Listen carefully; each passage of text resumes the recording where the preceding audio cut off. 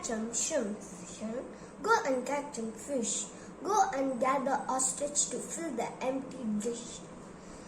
Shen sits on the seashore. A stick is in her hand. She sits there drawing pictures in the sand. She draws a flower, a flying fish.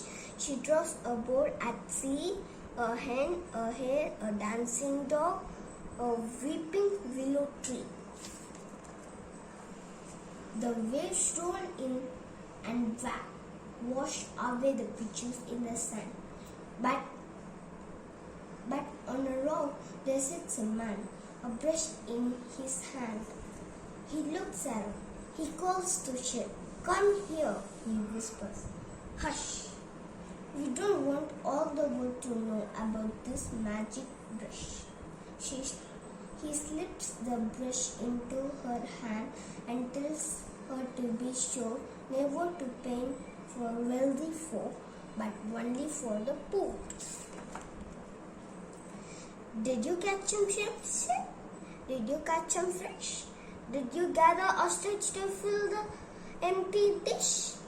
"No shrimps, no fish, no ostrich." Shen laughs and runs inside. She paints a pot, then stands and waits until the paint has dried. The paint dries on the paper. The painting of the pot is not a painting anymore, but real and steaming hot. The pot is full of shrimps, Shen. The pot is full of fish. The pot is full of ostrich to fill the empty dish. The village people heard the news. Into the house they rush.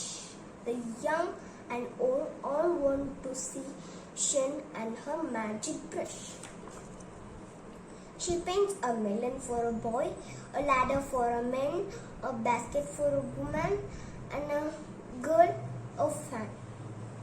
And soon the news spreads far and wide, and people stand in queues for baskets, blankets, boats, and buffaloes, for hats and coats and shoes. The news spreads over fields of rice and over desert sands until at last inside Shen's house the powerful emperor stands. "I order you to paint a tree and make it very big. Instead of leaves, paint golden coins, 100 on each twig." Shen shakes her head. "Your Majesty, I promise to be sure never to paint for wealthy folk, but only for the poor." The emperor scolds and stamps his feet. He blows to his maid. Sees the magic paintbrush and sees the girl called Shen. Now Shen sits in a prison upon a cold stone floor. She waits there till the emperor opens the prison door. He holds the magic paintbrush. He orders, "Paint that tree. Paint me my tree of golden coins, and then you shall go free." Shen takes the brush and blowing low says,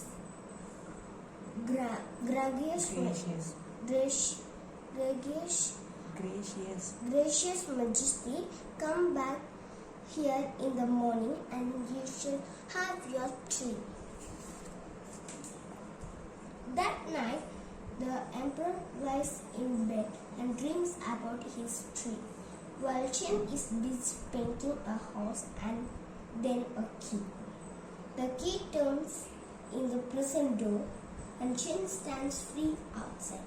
She climbs onto the horse's back and swiftly started to ride. "Where are my coins?" the emperor shouts. "Where is my golden tree?" "Where is the magic paintbrush?" he cries. "Who let the girl go free?" He climbs onto his fastest horse and rides with all his men. Over the fields and desert sands they gallop after Shen. It's Shen, she is back again." The neighbors gather round. But Chen is painting silently while distant hoofbeats sound. She paints a mighty river, a river deep and wide. The emperor and all his men stop on the other side. The emperor scolds and stamps his foot. He shakes his fist at Chen. "I'll swim across your river, and so will all my men." But Chen is busy painting a beast with scales and claws. Its scarlet wings are open and flames curl from its jaws. "My dragon needs a trick," says Shen, "and then it will be real. Yes, then it will be roaring and ready for me." "Now, shall I paint that tail?" she asks. "Or would you rather go?" She dips her brush into the pot. The emperor cries out, "No!" He turns his horse and rides away. Away ride all his men. Shen takes the magic paintbrush and starts to paint again. She paints a mound of golden drums and cakes like little moons and drums and flutes till all the streets ring out with merry tunes. The sun goes down.